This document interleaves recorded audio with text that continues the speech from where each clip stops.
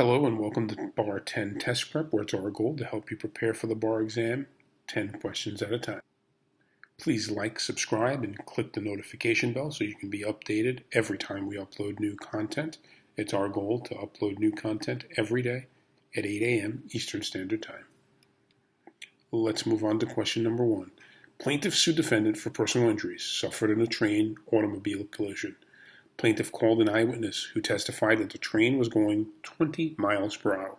Defendant offers the testimony of an experienced police accident investigator that, based on his training and experience and on his examination of the physical evidence, it is his opinion that the train was going between 5 and 10 miles per hour.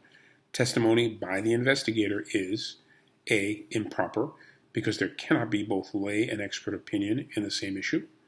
B. Improper, because the investigator is unable to establish a speed with a sufficient degree of scientific certainty. C. Proper, because a police accident investigator has sufficient expertise to express an opinion on speed. Or D. Proper, because plaintiff first introduced opinion evidence as to speed. Take 10 seconds and choose the best option now.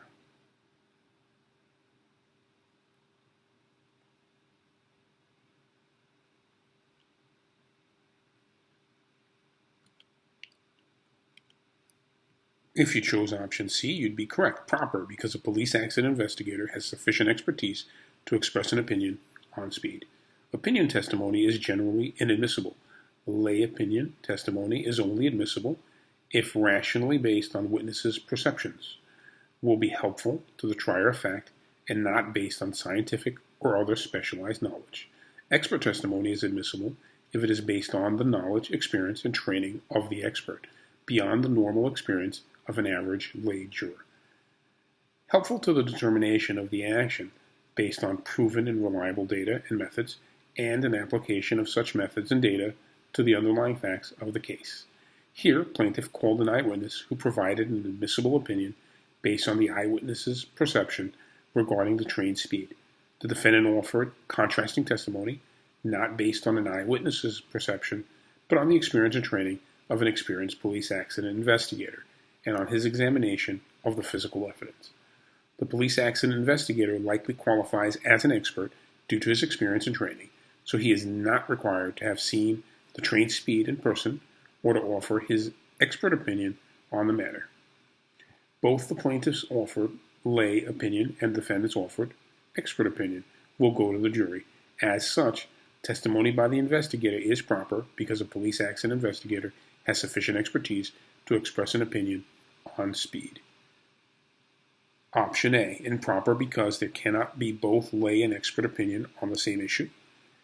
That is a rule that's simply coming out of a vacuum, so let us ignore that. Option B, improper because the investigator is unable to establish a speed with a sufficient degree of scientific certainty. Again, B seems to come out of a vacuum. Ultimately, it is impossible for the investigator to have the exact speed, but he will testify to his opinion based on his prior training, and that is all that he can represent, and the court will accept that for the weight that it should properly carry. D, proper because plaintiff first introduced opinion evidence as to speed. The fact that plaintiff introduced evidence as to speed is not relevant as to defendant's ability to introduce evidence as to speed, so D would be an inappropriate statement or misstatement of the rule. As a result, C would be your best option. Question number 2. Opal owned several vacant lots in ABC subdivision. She obtained a $50,000 loan from a lender, bank, and executed and delivered to bank a promissory note and mortgage describing lots 1, 2, 3, 4, and 5. The mortgage was promptly and properly recorded. Upon the payment of $10,000, Opal obtained a release of Lot 2, duly executed by bank. She altered the instrument of purchase to include Lot 5, as well as Lot 2, and recorded it. Opal thereafter sold Lot 5 to Eva, an innocent purchaser, for value. Bank discovered that the instrument of release had been altered and brought an appropriate action against Opal and Eva to set aside the release as it applied to Lot 5. Opal did not defend against the action, but Eva did. The Recording Act of the jurisdiction provides No unrecorded conveyance or mortgage of real property shall be good against subsequent purchasers for value without notice. Who shall first record? The court should rule for A. Eva, because bank was negligent in failing to check the recordation of the release. B. Eva, because she was entitled to rely on the recorded release. C. Bank, because Eva could have discovered the alteration by reasonable inquiry. Or D. Bank, because the alteration of the release was ineffective. Take 10 seconds and choose the best option now.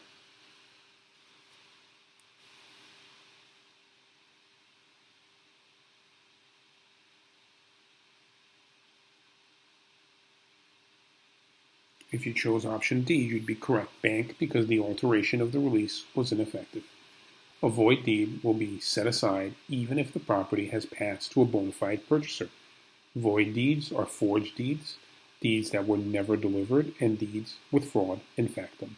In this case, Opal altered the release instrument to include Lot 5, even though the bank had only released Lot 2. So Opal perpetrated a fraud upon Eva. Since a bona fide purchaser is not protected when the instrument is fraudulently conveyed, the court should rule for bank. Now, of course, if you're concerned with the fact that Eva is a bona fide purchaser, then you should consider the fact that ultimately her claim would lie against the landowner, Opal, the person who fraudulently conveyed the property to her. So as a result, the correct answer is D, bank, because the alteration of the release was ineffective, given the fact that there was no consideration, no contract, and no actual agreement to those terms. Question number 3. Pat had been under the care of a cardiologist for 3 years prior to submitting to an elective operation that was performed by surgeon.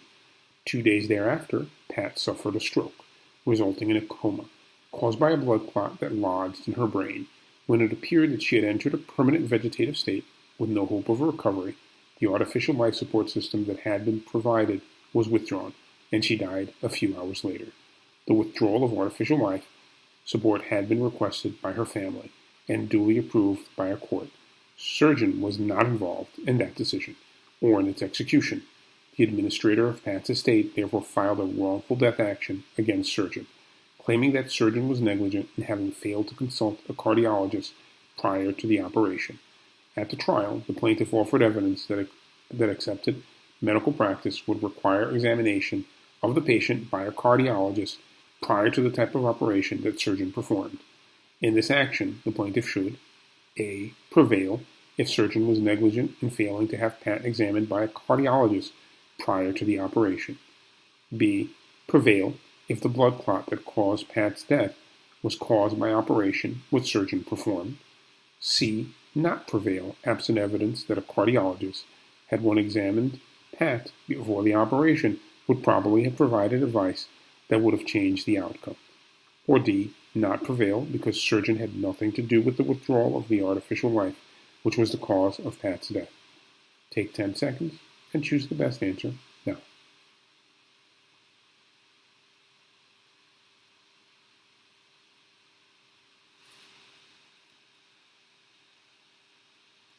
The correct answer would be C, not prevail absent evidence that a cardiologist had one examined Pat before the operation would probably have provided advice that would have changed the outcome.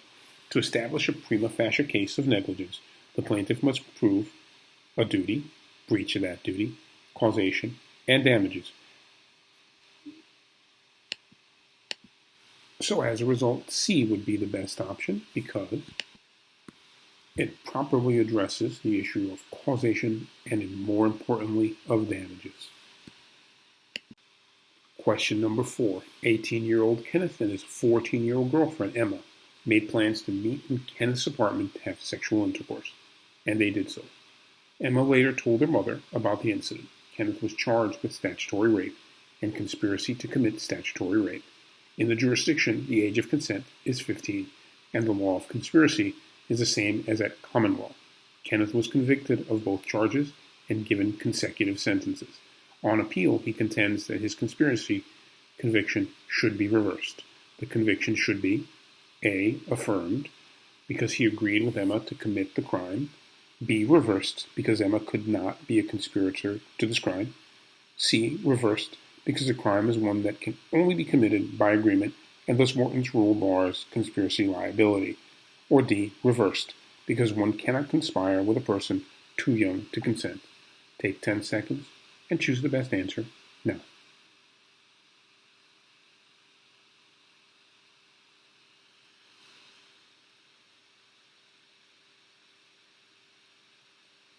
If you chose option B, you'd be correct. Reversed, because Emma could not be a conspirator to this crime. Conspiracy is an agreement between two or more people to commit a crime. The rule is that when a statute was written to protect a specific class of people, a person within that class cannot be found guilty of the crime and therefore cannot be guilty of a conspiracy to commit that crime. In this case, the statutory rape statute was clearly designed to protect children under the age of consent. Emma is a person within the class, so Kenneth cannot be found guilty of conspiracy because Emma cannot be a conspirator to this crime and conspiracy by definition. Question number 5. Fixtures Inc., in assigned writing, contracted with apartments for the sale to apartments of 50 identical sets of specified bathroom fixtures. 25 sets to be delivered on March 1st, and the remaining 25 sets on April 1st. The agreement did not specify the place of delivery or the time or place of payment. For this question only, make the following assumptions. On March 1st, Fixtures tendered 24 sets to apartments and explained one of the 25 sets was damaged in transit from the manufacturer to us, but we will deliver a replacement within 5 days. Which of the following statements is correct?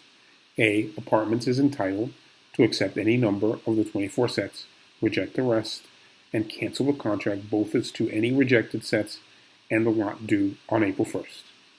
B. Apartments is entitled to accept any number of the 24 sets and to reject the rest, but is not entitled to cancel the contract as to any rejected sets or to the lot due on April 1st. C. Apartments must accept the 24 sets but is entitled to cancel the rest of the contract. Or D. Apartments must accept the 24 sets and is not entitled to cancel the rest of the contract. Take 10 seconds and choose the best option.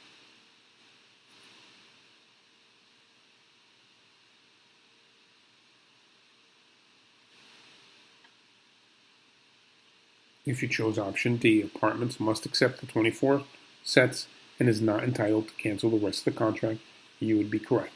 In an installment sales contract, a buyer can reject an installment delivery only if the nonconformity substantially impairs the value of that installment and it cannot be cured. In this case, 1 out of the 25 fixtures would not substantially impair the value of the first 25 sets, especially when considering that the nonconformity can and will be cured within 5 days. Question number 6. The King City zoning ordinance contains provisions restricting places of adult entertainment to 2 specified city blocks within the commercial center of the city. These provisions of the ordinance define adult entertainment as live or filmed, nudity or sexual activity, real or simulated, of an indecent nature.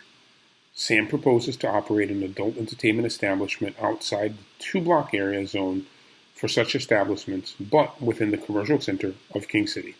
When his application for permission to do so is rejected, solely because it is inconsistent with the provisions of the zoning ordinance, he sues the appropriate officials of King City, seeking to enjoin them from enforcing the adult entertainment provisions of the ordinance against him. He asserts that these provisions of the ordinance violate the First Amendment as made applicable to King City by the 14th Amendment. In this case, the court hearing Sam's request for an injunction would probably hold that the adult entertainment provisions of the King City zoning ordinance are A. Constitutional, because they do not prohibit adult entertainment everywhere in King City, and the city has a substantial interest in keeping the major part of its commercial center free of uses it considers harmful to that area. B. Constitutional, because adult entertainment of the kind described in these provisions of the King City Ordinance is not protected by the free speech guarantee of the First and 14th Amendments. C. Unconstitutional, because they prohibit in the commercial area of the city adult entertainment that is not obscene within the meaning of the First and 14th Amendments. Or D. Unconstitutional, because zoning ordinances that restrict freedom of speech may be justified only by a substantial interest in preserving the quality of a community's residential neighborhoods. Take 10 seconds and choose the best answer now.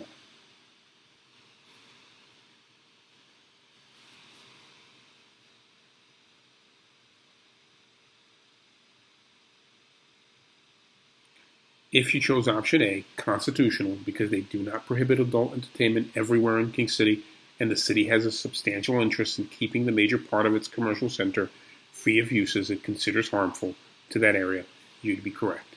The First Amendment provides that Congress shall make no law abridging the freedom of speech. This freedom of speech is made applicable to states and local governments through the 14th Amendment. In determining the constitutionality of zoning ordinances for sexually oriented businesses protected by the First Amendment, the Supreme Court has held that such ordinances will be upheld so long as they are content neutral, designed to serve a substantial government interest, and allow for alternative avenues of communication. Here, the zoning ordinance was likely a content neutral regulation because it seems like it was intended to protect the commercial center of city from likely adverse secondary effects of adult entertainment places. The zoning ordinance was designed to serve King City's substantial government interest in public safety by preventing the adverse secondary effects, such as crime, from occurring in its commercial center. The zoning ordinance was a place regulation that allowed alternative avenues of communication because adult entertainment places were permitted in 2 specified city blocks within the commercial center. Therefore, the court would probably hold that the adult entertainment provisions of King City zoning ordinance are constitutional because they do not prohibit adult entertainment everywhere in King City, and the city has a substantial interest in keeping the major part of its commercial center free of uses it considers harmful to that area. Question number 7. At Devlin's trial for burglary, Jaron supported Devlin's alibi that they were fishing together at the time of the crime. On cross-examination, Jaron was asked whether his statement on a credit card application that he had worked for his present employer for the last 5 years was false. Jaron denied the statement was false. The prosecutor then calls Wilcox, the manager of the company for which Jaron works, to testify that although Jaron had been first employed 5 years earlier and is now employed by the company, there had been a 3-year period during which he had not been employed. The testimony of Wilcox is A. admissible in the judge's discretion because Jaron's credibility is a fact of major consequence to the case. B. admissible as a matter of right because Jaron opened the door by his denial on cross-examination. C. inadmissible because whether Jaron lied on his application is a matter that cannot be proved by extrinsic evidence. Or D. inadmissible because the misstatement by Jaron could have been caused by misunderstanding of the application form. Take 10 seconds and choose the best answer.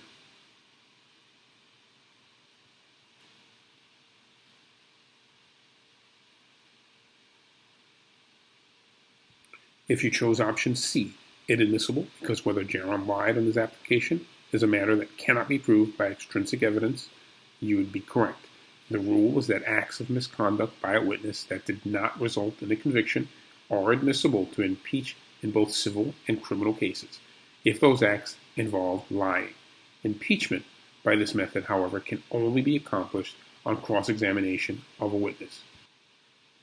Extrinsic evidence is any evidence other than testimony given at the proceeding by the witness being impeached. In this case, the prosecution is attempting to impeach Jaron by non-conviction misconduct that bears on truthfulness by calling Wilcox to testify. However, impeachment by non-conviction misconduct that bears on truthfulness can only be accomplished on cross-examination of Jaron. Wilcox's testimony is extrinsic evidence, but whether Jaron lied in his application is a matter that cannot be proved by extrinsic evidence, so Wilcox's testimony would be inadmissible.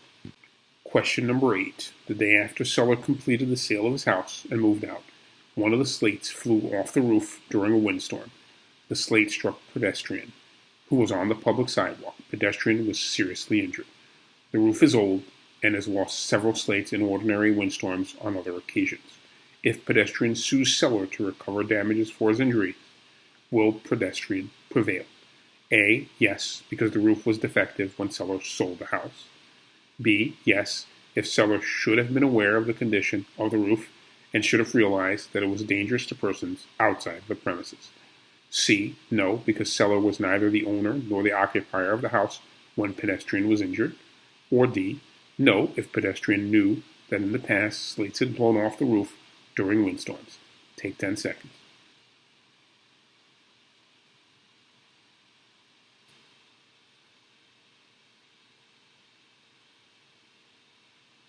If you chose option B, you'd be correct. Yes, if seller should have been aware of the condition of the roof and should have realized that it was dangerous to persons outside the premises.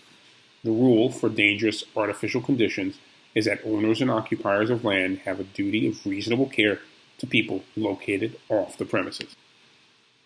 In this case, the day after seller completed the sale of his house and moved out, one of the slates flew off the roof during a windstorm and seriously injured pedestrian. While generally the duty of those who own property to those off the premises recognized for artificial conditions only applies to owners and occupiers of land. Seller will not be able to escape liability just because he is no longer an owner or occupier because of the proximity of the sale to the injury. However, a key point is that in order for the seller to be found liable here, the seller must have failed to exercise reasonable care. As such, pedestrian will prevail if the seller should have been aware of the condition of the roof and should have realized that it was dangerous to persons outside of the premises. Question number 9. Passenger is suing defendant for injuries suffered in the crash of a small airplane, alleging that defendant had owned the plane and negligently failed to have it properly maintained. Defendant has asserted in defense that he never owned the plane or had any responsibility to maintain it. At trial, passenger calls witness to testify the witness had sold to defendant a liability insurance policy on the plane. The testimony of witness is A, inadmissible, because the policy itself is required under the original document rule. B, inadmissible, because of the rule against proof of insurance where insurance is not itself at issue. C, admissible to show that defendant had little motivation to invest money in maintenance of the airplane. Or D, admissible to some evidence of defendant's ownership of or responsibility for the airplane. Take 10 seconds and choose what you believe to be the best option.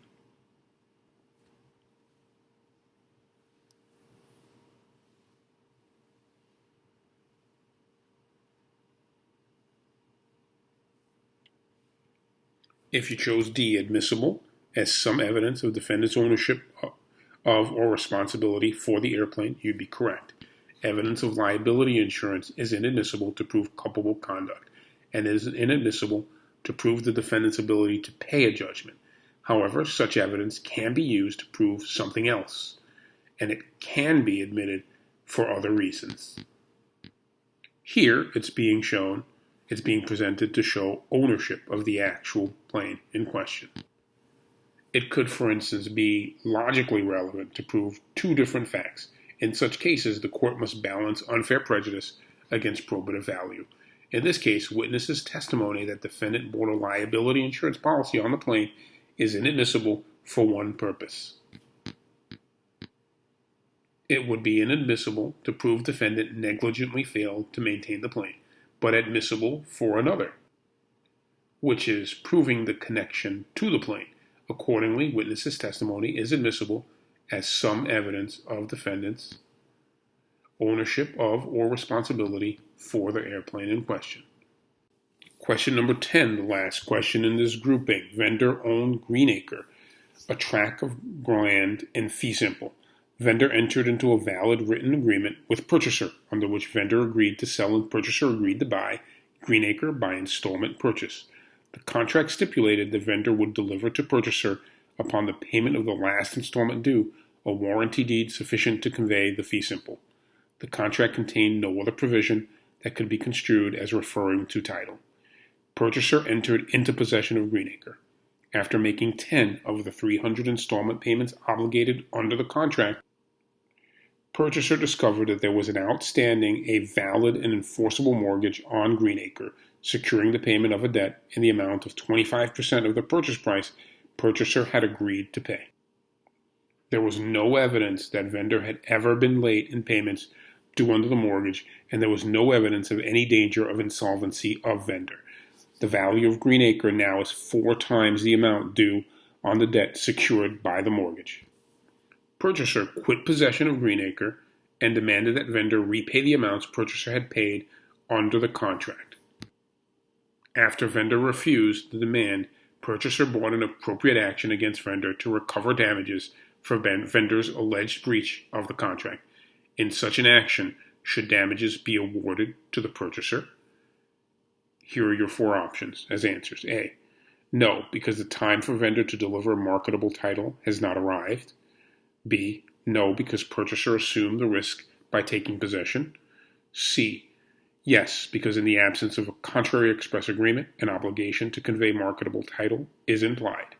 Or D. Yes, because the risk to loss assumed by purchaser in taking possession relates only to physical loss. Take 10 seconds and choose the best answer.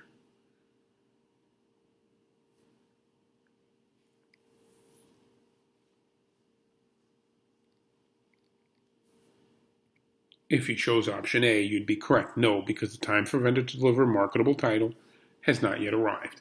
A land sale contract usually precedes the actual transfer of the land.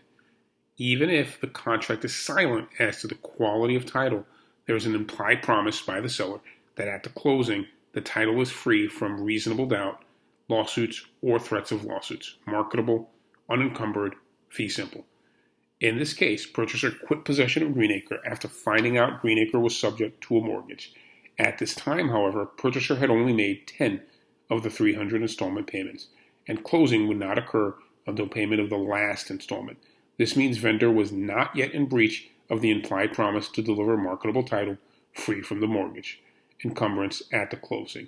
Accordingly, no damages should be awarded to purchaser because the time for vendor to deliver a marketable title has simply not arrived. Thank you for joining us on Bar 10, where it's our goal to help you prepare for the bar exam 10 questions at a time. Don't forget to like, subscribe, and click the notification bell so you can be updated every time we upload new content. We aim to upload new content every day at 8 a.m. Eastern Standard Time.